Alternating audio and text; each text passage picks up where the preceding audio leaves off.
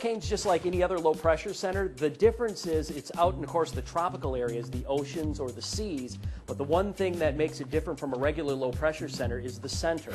The center is usually around warm air in a hurricane or a tropical cyclone, as opposed to other low pressure centers, cold air.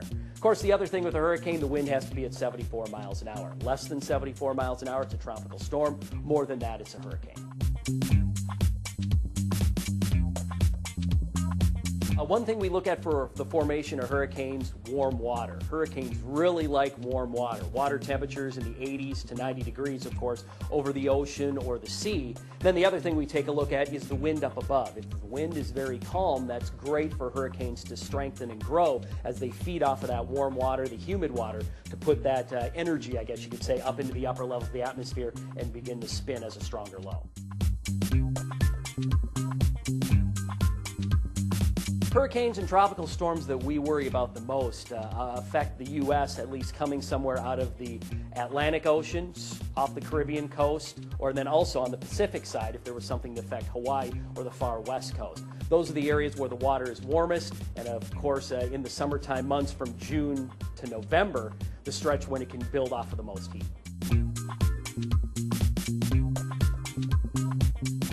Hurricane season starts on June 1st and goes all the way till the end of November, although the busiest period is mid-August to mid-September, even in the early part of October. The focus season that we really worry about, or the peak of the season, is right there in mid-September, and areas from anywhere, Eastern Caribbean Sea, all the way up through the Gulf of Mexico, able to warm the most. In the Atlantic, very deep ocean, that's also when we hit that summertime heating, the most of the sun beating down to be able to warm up that ocean.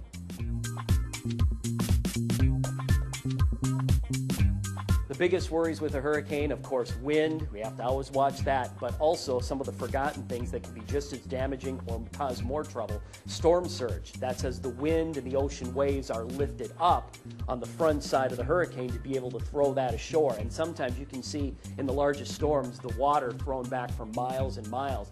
Storm surge flooding can be the most devastating and sometimes the most deadly. And of course, just plain old flash flooding. Tropical systems that are slow moving can produce huge amounts of rainfall. 10 to 20 inches in just a couple of days. And if you have any type of elevation, you can easily have low-lying areas flood, mudslides, other problems like that. So water is as much of a problem as wind with a hurricane.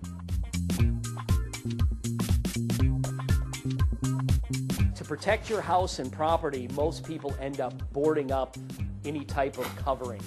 Windows, doors, garage doors. You want to keep the wind out of your house, because once the wind gets in your house, it can lift off the roof. And of course, if it breaks through a window, think of the damage it can do inside your structure. So covering up your windows, doors, and garage doors, keeping that wind out is probably the biggest and most important thing. But then also knowing what your evacuation zone is, what flood zone you live in, because that affects, of course, with storm surge, how high the water can come. So you may not be in an area that's going to flood, but it could flood around you. So knowing whether you need to evacuate, where you should go when you evacuate, and then of course how much the strength of the storm once it comes in, how much water, how much wind you may see, all factors to keeping yourself safe, but also your property safe.